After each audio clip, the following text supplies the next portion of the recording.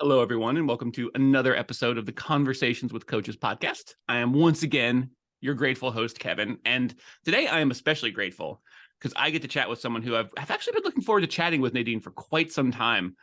She was on a podcast I listened to, I think it was over a year ago at this point, and it was before I'd really gotten my stride here on this podcast, and like she was kind of like in my head, in my sphere of awareness, and we finally get to talk from across the world today. So let me stop rambling excitedly about Nadine Hack and introduce you to Nadine Hack. I'll read you a little bit about her, and trust me, it's going to be a little bit because there's a lot. She is known internationally for her pioneering engagement leadership work. Nadine advises businesses and nonprofit executives, heads of state, all kinds of other organizations. Listing all of her accomplishments and honors and awards here would take us, quite frankly, all day. And that's saying nothing of her ongoing work across the world. Most importantly for today, we're going to talk a little bit about her origin story, her past, present, and future. And I'm certain that we'll touch on the new book that Nadine is still in the midst of writing called The Power of Connectedness. Yes. So Nadine, thank you for finding time, making time, being here, chatting with me. Thank you. I'm glad you're here. So Kevin, I'm delighted to finally connect to you when we've been kind of circling each other for a while. Yeah. And since you asked me about my origin story and in the context of coaching, when I was a very young child, my bubby, which means grandmother in Yiddish, suggested that I ask the bakery for the price of today's and yesterday's bread. Then I should buy the day-old loaf and put whatever pennies I saved into a jar we kept on top of the refrigerator to give to people less fortunate than we were. I learned early on that passing it forward is the right thing to do. And I've now shared that guiding principle with my 6 grandchildren. So my origin story might be called Lessons from a Grandmother. I didn't recognize at first that my coaching style is kind of like what a loving grandmother would do. Open space for exploration without pressure. I've been told by those I've coached that I create a safe space and I ask gentle but probative questions that enable them to unearth primal issues that are underneath whatever specific concern they've asked me to help them resolve. And intimacy comes from safety. And feeling safe enough to become intimate with oneself is at the heart of helping anyone self-discover through coaching so that they can grow into deeper self-awareness that allows them to understand and work with others in richer, more fulfilling ways. Not leading them, but instead allowing them to find their own golden nuggets of truth that are already inside. Kind of the job of a grandma. Honestly, I'm feeling a little nostalgic for my grandma who passed away many years ago, but she made it well into her 90s, which is just one of the great gifts I've experienced in my life is having her around. And I would always make time to go over and spend time with her. We would play rummy and pinochle, and like we would sit around and talk, and she would tell me about the books she was reading, and I would tell her about the books I was reading. And she was always so, and I didn't know it at the time. But what you described, the way that you coach and your experience with your grandmother is exactly what my experience was with her, in that she was so, I mean, she had raised seven children of her own and an innumerable number of grandchildren. And, the tree expands from there. But it's almost like she had learned, and I think from the stories I've heard of her in her younger years as a mother, and even earlier, she always kind of had a knack for this, but that ability to just naturally, almost seemingly effortlessly create and hold space in which you move into. And it's almost like she becomes not a chameleon, because she was always uniquely, profoundly, strongly her. And yet she always had something for you that was for you. She always allowed you to feel and gave you the space to feel that. And it really was, it was safe, and it felt exciting and also curious. It had all the attributes of a beautiful human connective experience. And so, I'm feeling very nostalgic and loving for my grandmother right now. I'm so happy that I conjured that up for you. Oh, it's so lovely. And talk a little bit about that, how you do that in your coaching, because I feel like that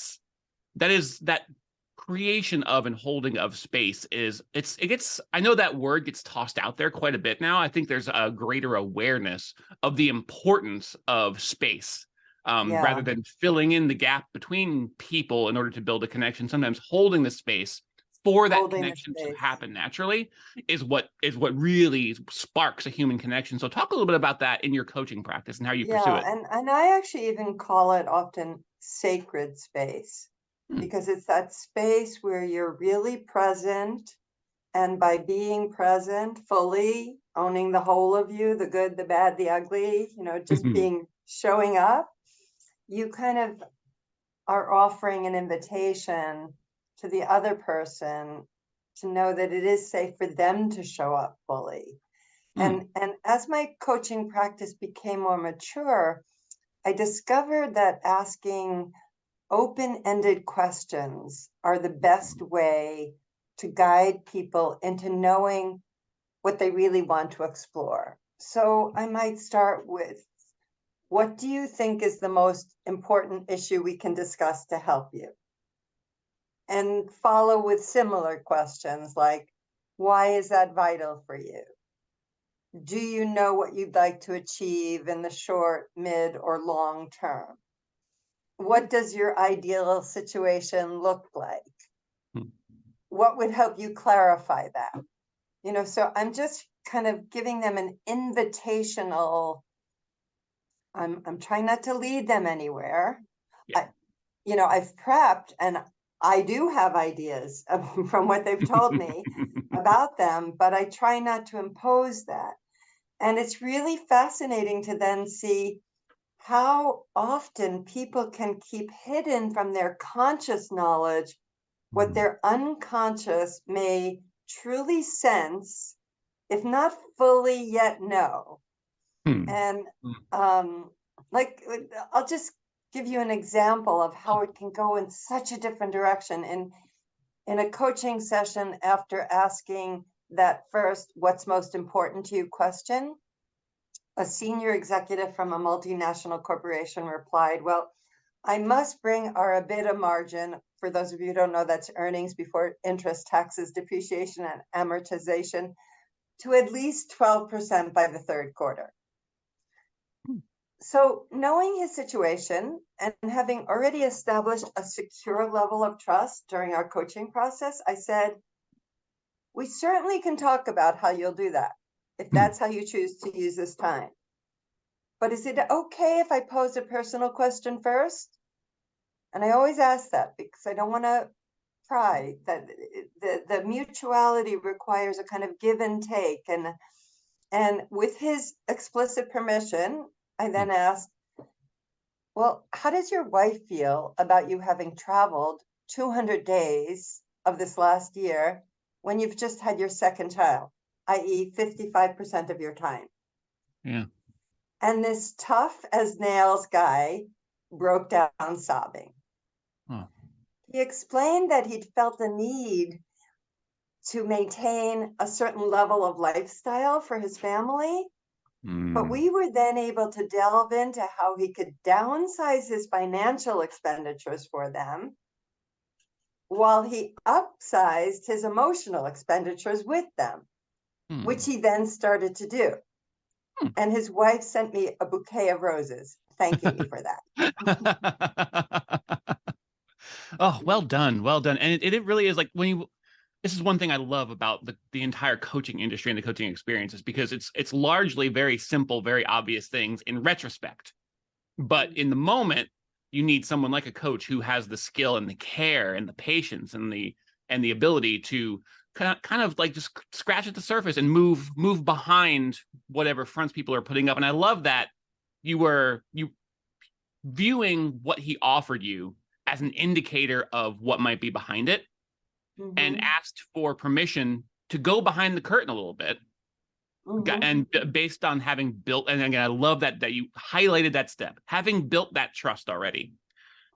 This executive felt comfortable enough to let you behind, like one step behind that curtain. Maybe you were just peeking inside. It wasn't anything necessarily hugely profound or hugely intrusive, but you got that permission and consent based on trust, and were able to ask the question behind the question, which opened everything up. And I got to tell you, those moments, I mean, it's why every coach who coaches does what they do, because those moments Yeah, are among the most beautiful moments of human connection that I've ever even been tangentially related to, let alone a part of.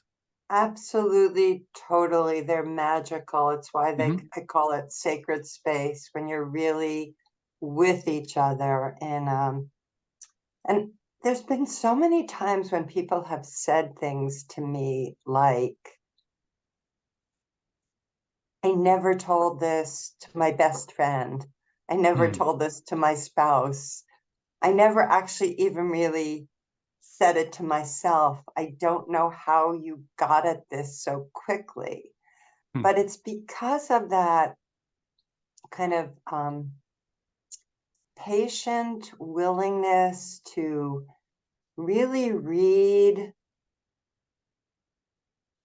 all the signs, not just the words, Mhm. but all the signs of what somebody is conveying and offer them the opportunity to explore what might be going on inside of themselves. It Mhm. doesn't guarantee that everyone will pick up on it, nor do you ever want to force it on anyone. You don't want to open a Pandora's box of perhaps traumatic life experiences for someone who doesn't have the emotional resources to handle that. Mhm. But by offering the invitation and just taking it step by step, back and forth, reading each other, you do create the possibility that something truly transformative can happen. Mhm. And while you're building that possibility, you're also building the support structure that will allow that possibility to grow into fruition. Because I think you so astutely identify the importance of not forcing. Because Yeah, sometimes you'll, as a coach, you get very skilled over time at being able to read people and kind of read the tea leaves, and you can kind of see where a conversation's going or where a relationship is going a few steps or a few sessions before you actually get there. And one of the key attributes to every great coach I've spoken to is the patience to wait for the readiness. Because once mhm, the readiness is a part of it's a part of the entire process, and without it, you risk again doing not only not helping in the way you want to help, possibly doing damage and setting your client, your absolutely, relationship back farther. And so that patience, I know absolutely. it gets get paid lip service quite a bit, and people talk about being patient, but it is maybe the most vital attribute to demonstrate in that relationship, because that patience is central to the space and the permission and the consent and the Mhm, vulnerability mhm. and the intimacy and the empathy that will be the bricks, the building materials of the bridge that's forming between you. And I'd also say that what undergirds that patience is Hmm. always holding a deep sense of respect for whomever you are with. Hmm.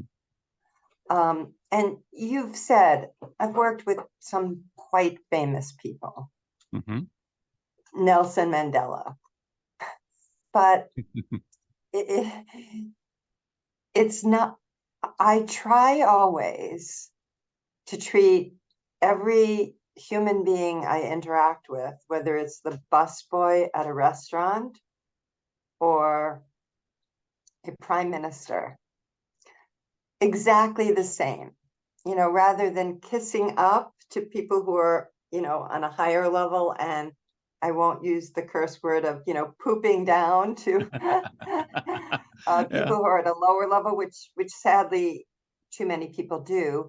I Yeah. try my best to treat each person with the same level of respect.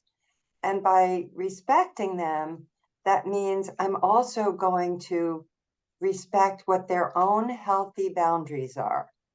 And Hmm. some people don't have any healthy boundaries. And so I have to help them protect their boundaries because they don't even know what boundaries are. But in respecting them, I'm never going to push them to go to a place. I'm going to invite them to consider the possibility of exploring something that could liberate them. But that's as far as I'll go.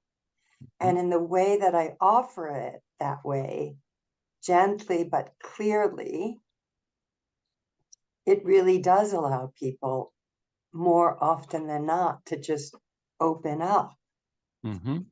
And come through the various personas and projections they might have, between them and the rest of the world and anyone else they meet. I think one thing that really helps me to ground myself in that like basic respect for another human being, regardless of who they are, who they project to be, is an understanding that it's all a persona, whether it's fame or fortune or parenthood or service or careerism or like all the different like identities we have projected outside of ourselves.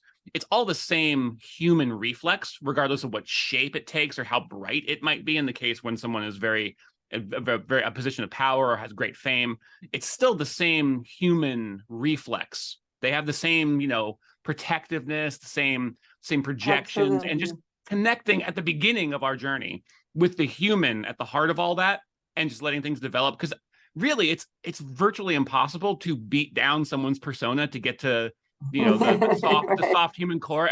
That's an exercise in futility at best, and just dangerous damage at worst. But coaxing and allowing and holding a space for that human to come out from behind the projections and masks and personas that they wear, maybe feel they have to wear, and maybe often do have to wear just to do the things they want to do in the world.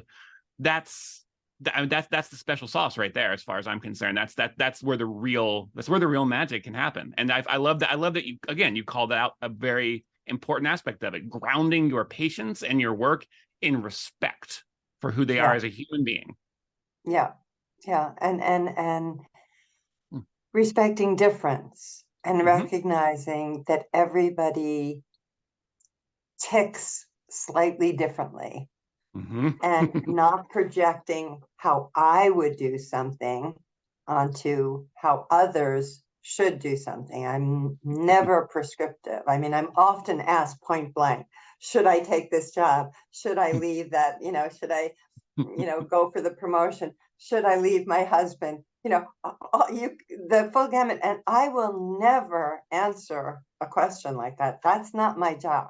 That's there. What I can do is help them think through, what is it about that promotion that you feel that makes you happy?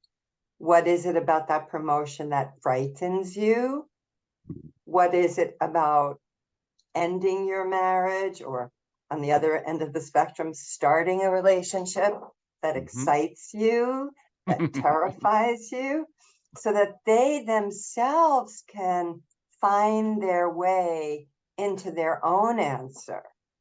Because my path is not your path, is not anybody else's path, and there is no one right way to do anything. Anytime any one of us makes any choice, there's always a trade-off.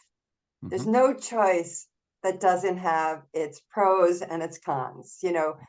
Every choice involves gaining something and giving up something. There's just no way around that. And so it's really up to each person to decide what's the right choice for me, and to go deep enough into their own kind of awareness and sitting with the problem. Also, like, I encourage people not to make rash decisions, but to, like, especially on those big choices. The only time I say anything prescriptive is when someone has already decided, I am leaving my job, I hate it. I'll say to them something like, in this economy, it might make sense for you to quietly put out some feelers with some headhunters and have something lined up before you leave your current job, unless it's so toxic for you that it's really hurting you. Yeah, you make sure it's actually the right decision. Whether it's made or not, you explore it together to give it some, to fully flesh it out, Yeah. And I love, once again, you've said something I love. I keep starting all of my sentences, but I love what you just said there, because I think it's an important element of not being prescriptive, because it's so tempting when you think you can see the next steps that a person can take and you have your own experience and you've talked to so many different people, you have so much to offer. And it's not that you're withholding that, is you're choosing to offer it in a more helpful way, a more guiding way.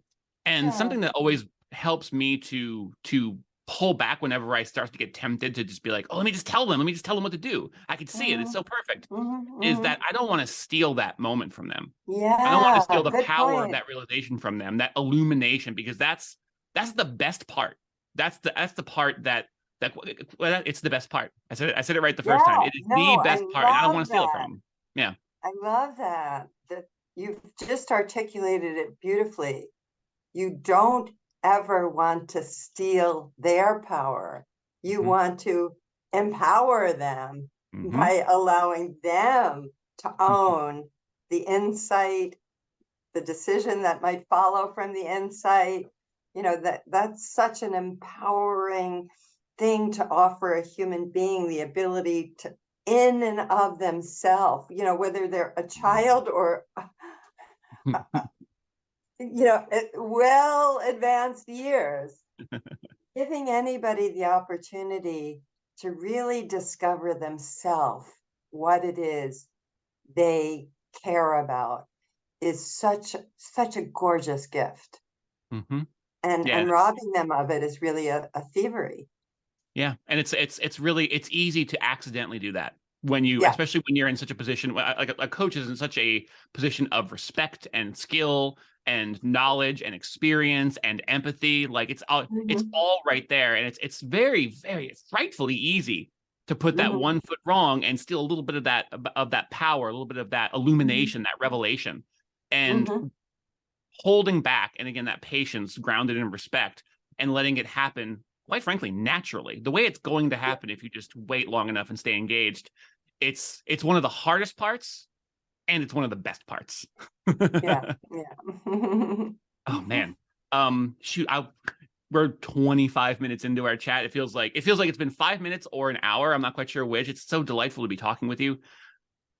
Oh, I have like a couple more things I want to talk about before I let you go. I know you're at the end of your Okay, day, but I want to that's talk a little okay. bit about, we've been talking about, yeah, we talked about your origin, and like we've really talked a lot about your approach to coaching and how you coach, and we've really gotten into like Mhm. some of the deep knowledge, as it were.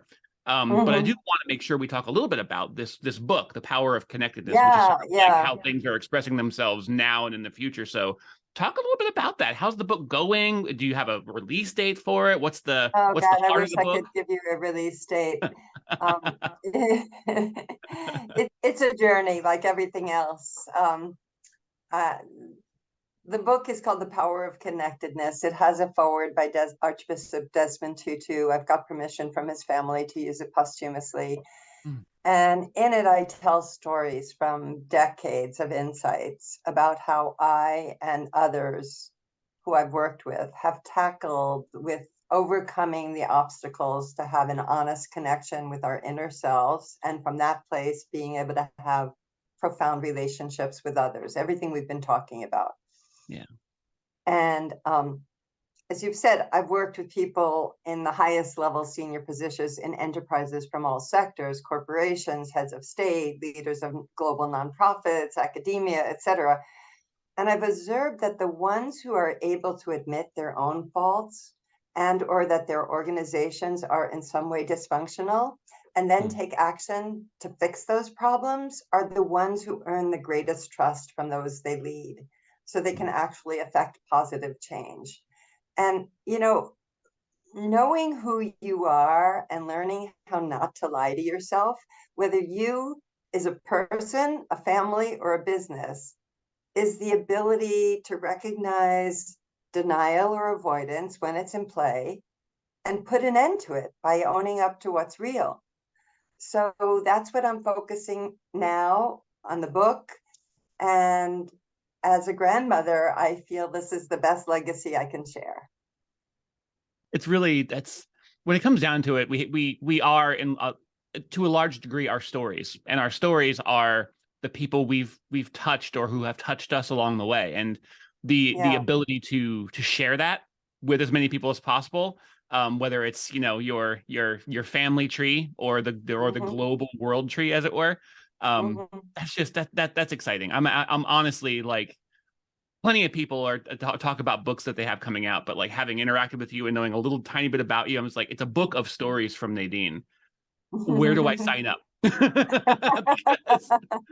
Because just talking with you now for less than 30 minutes. I'm excited for more. Are you gonna read the audiobook version yourself, or you're gonna contract that out? I know that's a couple steps in advance. That's down the road. I will. Yes. Oh, it's excellent. Well, shoot. I want to respect your time. Although selfishly, I really just want to keep you on the line for the next couple of hours and swap stories. I'll just have to have you back on for another part. Maybe as the book gets closer or there's a solid release date, I'll have you back on and we can do this again, because this has been delightful, quite frankly. Thank you. The feeling is mutual. Before I let you go, where can people find out when the book is going to be available? Where can people find out more about you and your work? Where can people connect with you online? I know you have a website that people can go to. Do you have any social media that you're active on? My company is called Because Global Consulting. Mm-hmm. And if it's because.net is the website. I'm on LinkedIn, Facebook, Twitter, Instagram, all as Nadine Hack. Excellent. And the only Instagram, it's Nadine.hack, because I had to do that. But otherwise got there first. Hack, so I'm pretty easy to find.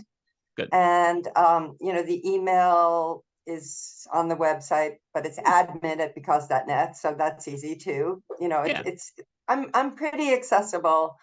Although, as I say right now, my auto reply will say, I'm on sabbatical writing a book, so I might not get back to people right away, but I try my best. Lovely. I'll make sure there's links to everything in the show notes. And yeah, I remember I sent an email to you at some point and got that. But even though we were like sort of in the middle of, hashing out the details here, I was like, is she? Oh, she's in the book cave. Oh, okay. So she's hearing me, like she's available, but she's not available. It's like, I totally get it. And I'm beside myself excited to see this book when it's ready. And I'm just, okay, this is going to be, I find myself stumbling into this because I'm both thankful and grateful for you, who you are and what you're doing in the world. I'm just impressed and admiring and just filled with gratitude for you. And I'm also selfishly just grateful that I got to talk with you and like get 30 minutes of your time. This has just been, I don't know, I feel buoyed and all filled up. So I guess I'm doubly thankful. So thank you, Nadine. This has been fantastic. Thank you, Kevin. That's a beautiful thing to say. I take it in. Good. Oh, lovely. Okay. And to the audience out there, you've been listening, you just heard 30 minutes of this, or close to 30 minutes of this. You know what to do next. whenever the book's ready for pre-order, get on it. Find out more about Nadine. She's delightful. It's great. And I am definitely going to have her back on this podcast again in the near future. So keep an ear out for that. And we will be grateful to talk to you once again very soon. Thanks.